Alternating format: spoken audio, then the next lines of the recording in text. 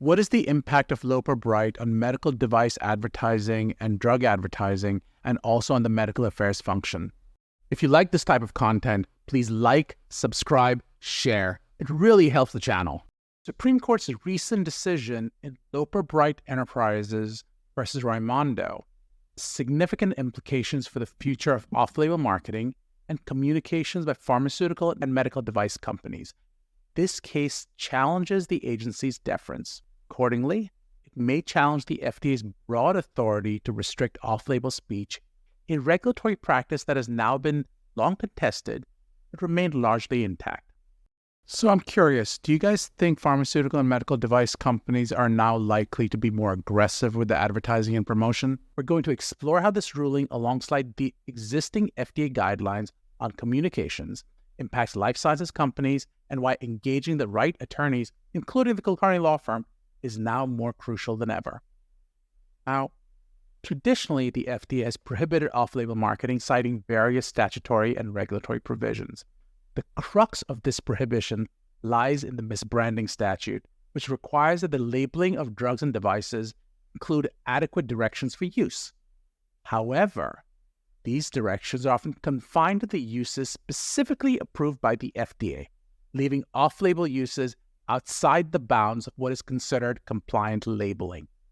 The FDA has used the concept of intended use to argue that promoting a drug for an off-label use changes its intended use and renders the product misbranded. However, this rationale has been questioned, notably in cases like the US v. Coronia case, but also in the Pacira case and a variety of other lawsuits where courts have recognized the First Amendment implications of such a ban, particularly when the promotion is truthful and not misleading. Don't get me wrong, it's not a blanket problem, but it does continue to arise. The Loper Bright decision challenges the Chevron doctrine, under which courts traditionally defer to agency interpretations of ambiguous statutes. The ruling instructs courts to interpret statutes independently without deference to agencies, and this shift could undermine the FDA's broad interpretation Food, Drugs, and Cosmetics Act to include a near-total ban of off-label speech, particularly when the statute itself does not explicitly prohibit such promotion. For pharmaceutical and medical device companies, this means that the legal risks associated with off-label promotion could diminish, especially in cases where the promotion is scientifically accurate and not misleading. The standard, as you might guess, is truthful and not misleading. FDA's basis for restricting off-label speech, described as a rickety framework by some legal experts, may no longer withstand judicial scrutiny under this new legal standard. Now, as we all know, the FDA has issued several guidance documents that are relevant to off-label communications, including the consistent with the label of the CFL guidance or the scientific information on unapproved uses of approved cleared or medical products, the SIUU guidance.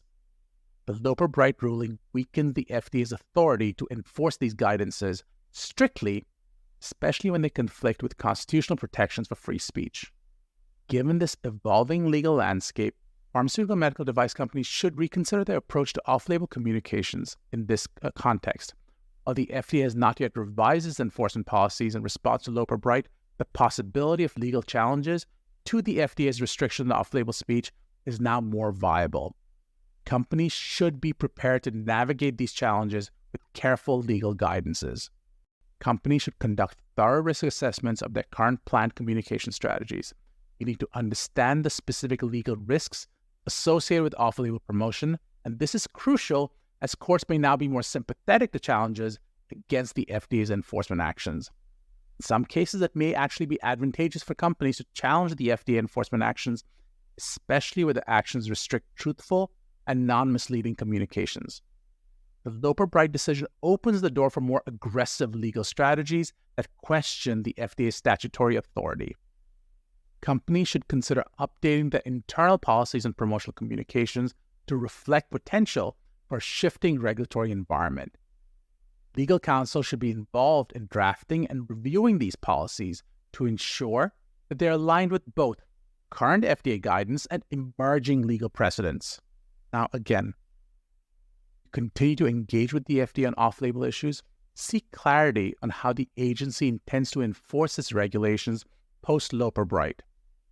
Proactive engagement can help shape future regulatory interpretations in a way that balances compliance with the need for open scientific communication. Navigating the complexities of off-label marketing and communication requires specialized legal knowledge, especially in light of the significant shifts signaled by the Loper Bright. We at the Kulkarni Law Firm are uniquely positioned to assist pharmaceutical and medical device companies in this area. We have a deep understanding of FDA regulations, First Amendment right issues, and the intricacies of off-label promotion. We can talk about strategic legal advice, so that's advice that's tailored on how to approach off-label communications in the current regulatory environment that minimizes legal risk while maximizing the potential for innovative marketing strategies. So in the context of regulatory advocacy, representing in potential legal challenges against FDA enforcement actions, and we can help leverage our expertise in administrative law and in litigation. We can also provide assistance in updating compliance programs and internal policies to reflect the latest legal developments and ensure that companies remain ahead of the curve. As you can imagine, the future of off-label marketing and communications is at a crossroads, especially with the Loper Bright decision offering new opportunities and challenges for pharmaceutical and medical device companies. By staying informed and seeking legal counsel, companies can navigate this complex landscape while remaining compliant. For assistance with your advertising compliance needs, call me at 302-252-6955.